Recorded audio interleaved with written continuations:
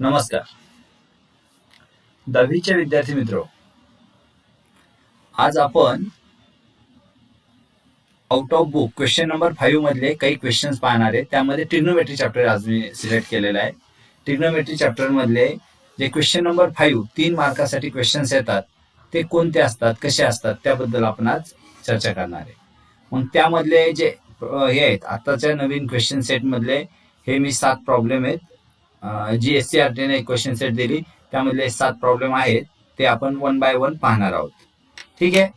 त्यामध्ये आपण सेकंड अगोदर पाहूया. वाटलं असतं सेकंड पासून सुरुवात करूया. हा क्वेश्चन आहे सेकंड नंबरचा.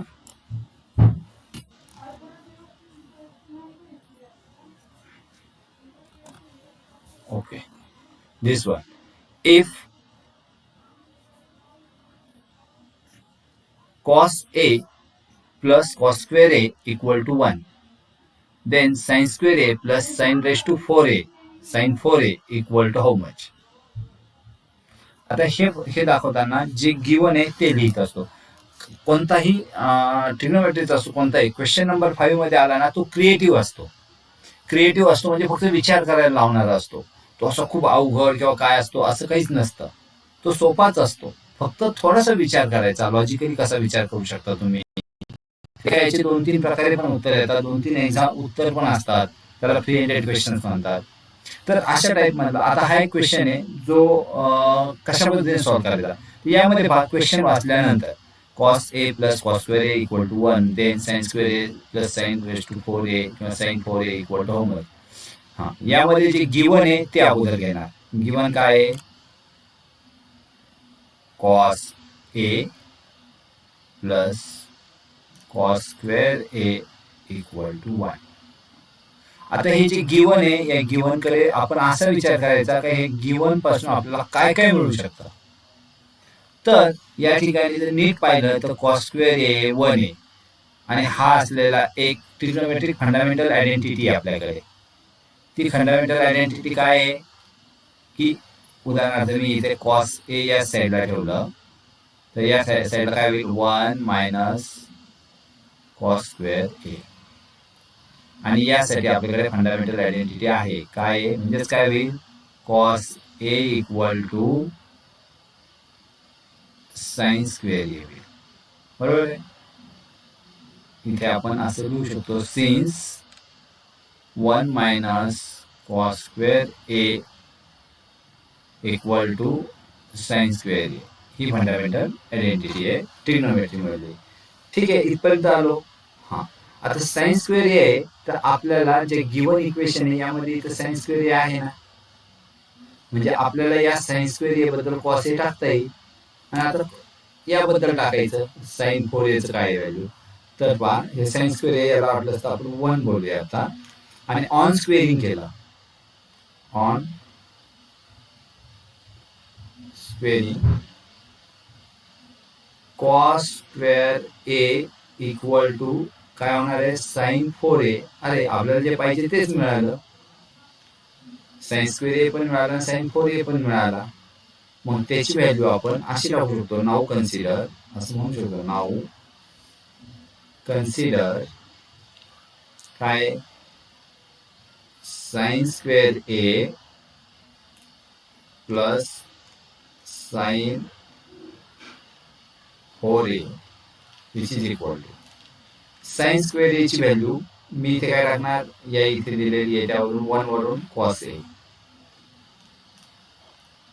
प्लस साइन 4A ची व्हॅल्यू या ठिकाणी काय येईल? cos square A. cos square A इथे वाटलं लिहू शकता फ्रॉम फर्स्ट अँड सेकंड. आणि याची व्हॅल्यू काय येणार? बघ 1 येणार, कारण हे गिवन आहे. ते गिवन दिलेलं आहे cos A plus cos square A आणि याची अशी प्रकारे व्हॅल्यू काय आली? 1 आली. सोपं होतं की नाही? फक्त थोडासा विचार करायचा असतो, लॉजिक आहे. ठीक आहे, आपण पुढचं एक्झाम्पल पाहू. First one, if 3 sin A plus 5 cos A equal to 5, then show that 5 sin A minus 3 cos A equal to plus or minus root 3 plus or minus 3. हे पहा, हे जे काही इंग्लिश मिडियमला मुलं आहेत आणि मराठी मिडियमला आहेत दोघांसाठी यायचं म्हणून मी दोन्ही पण लँग्वेजमध्ये घेतोय.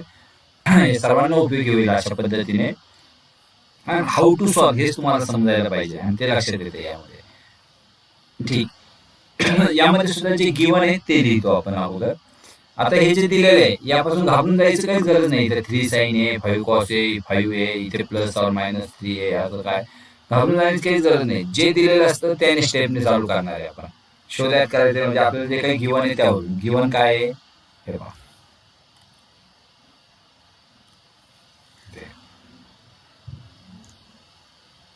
Three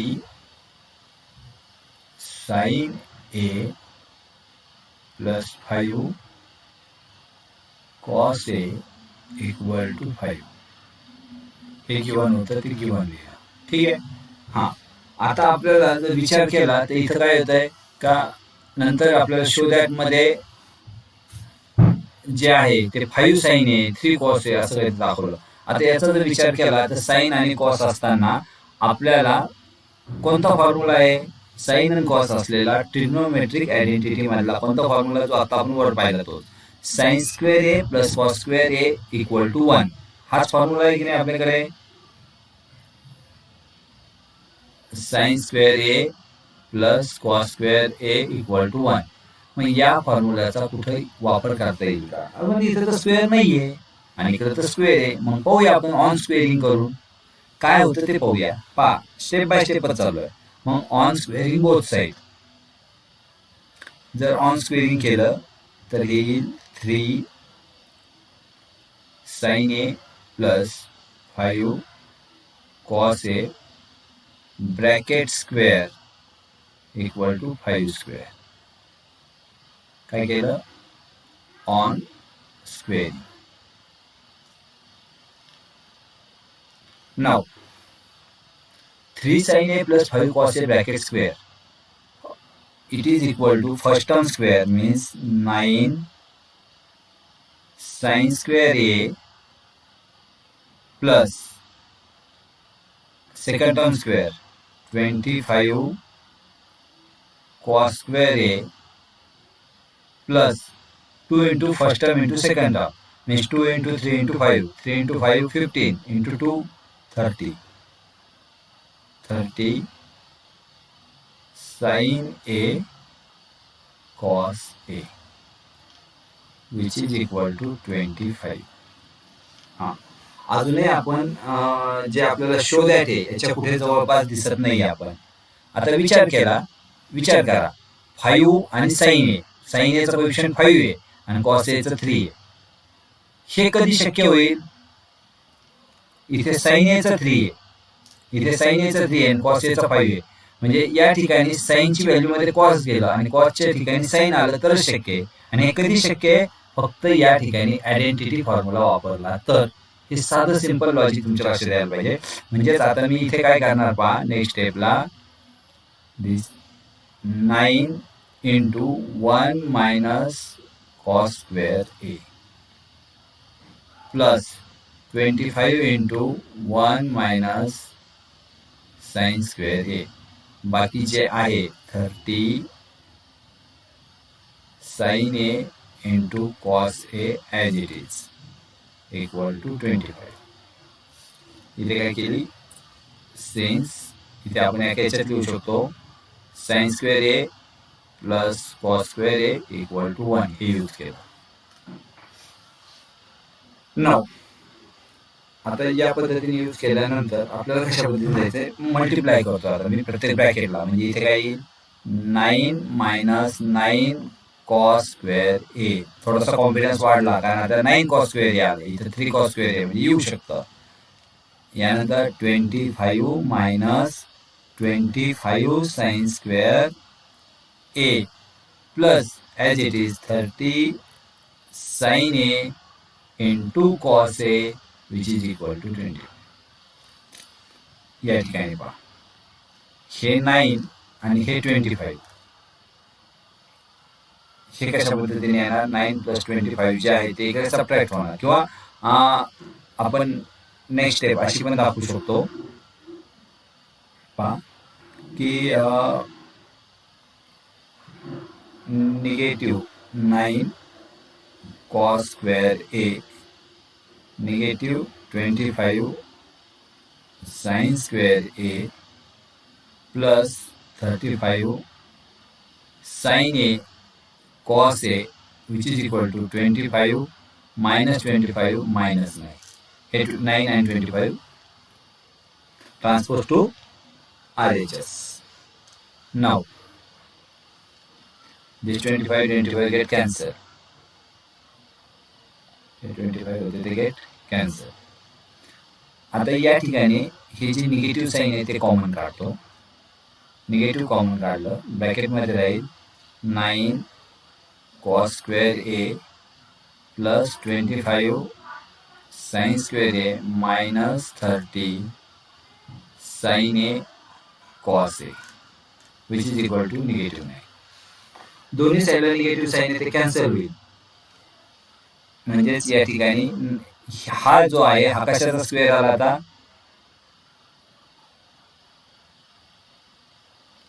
9 cos square a plus 25 sin square a आपल्याला जे इथं RHS ला दिसतंय ना त्याचा स्क्वेअर आहे.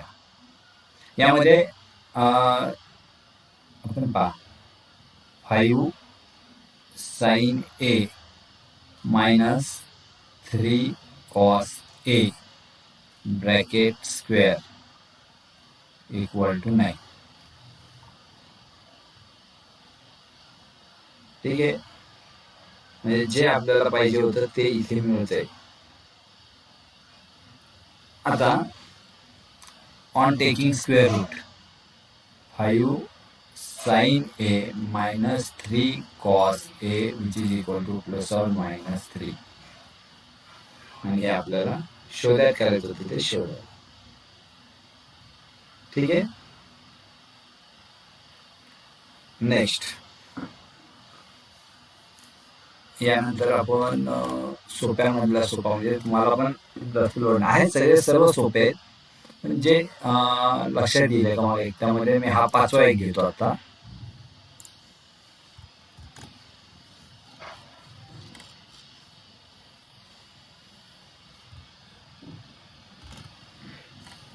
ओके.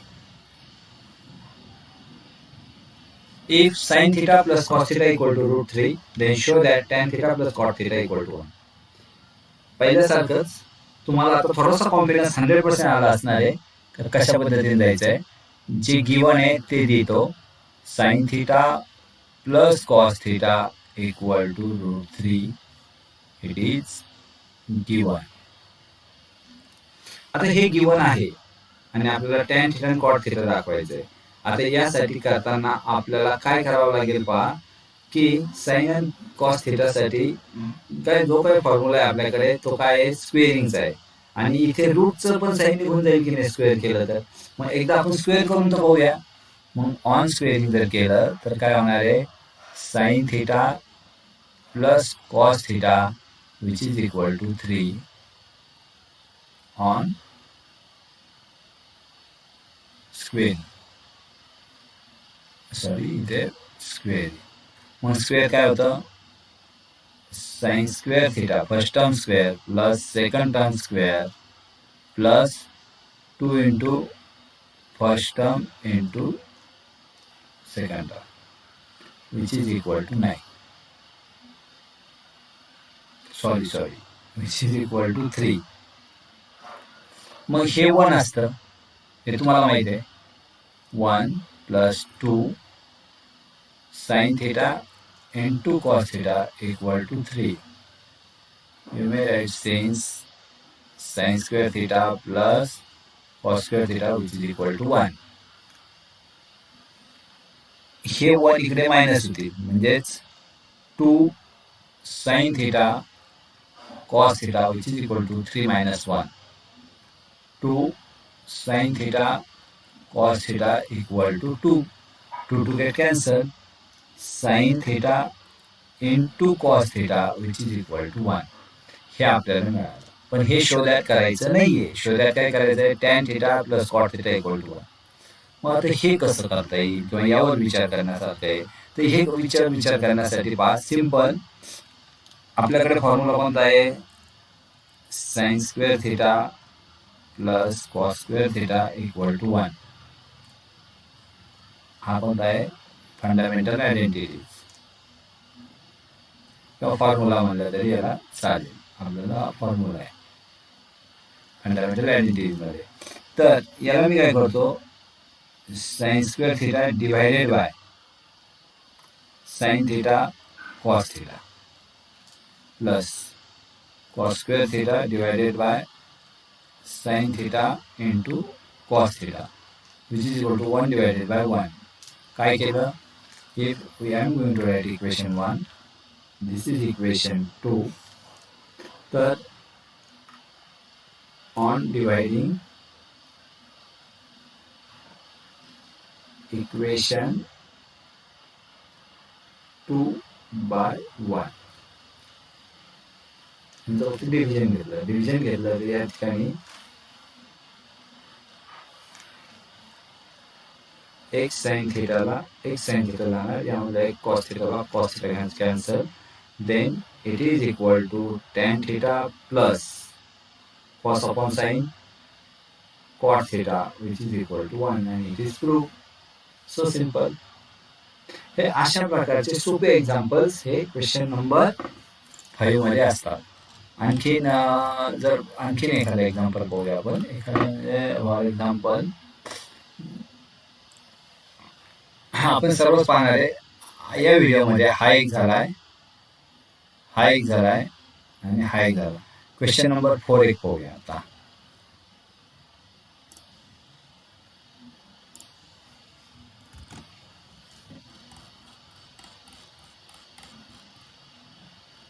तुम्ही व्यवस्थित याचं फोटो काढत चला आणि पाहत चला. नंतर आता जरी गडबड नाही लक्षात आलं तर नंतर व्यवस्थित लक्ष द्या.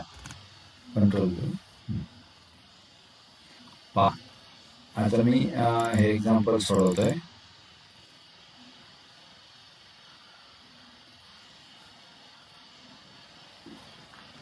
show that tan 7, tan 23, tan 60, tan 67, tan 83 which is equal to root 3. Okay. As usual काय करणार आपण? कन्सिडर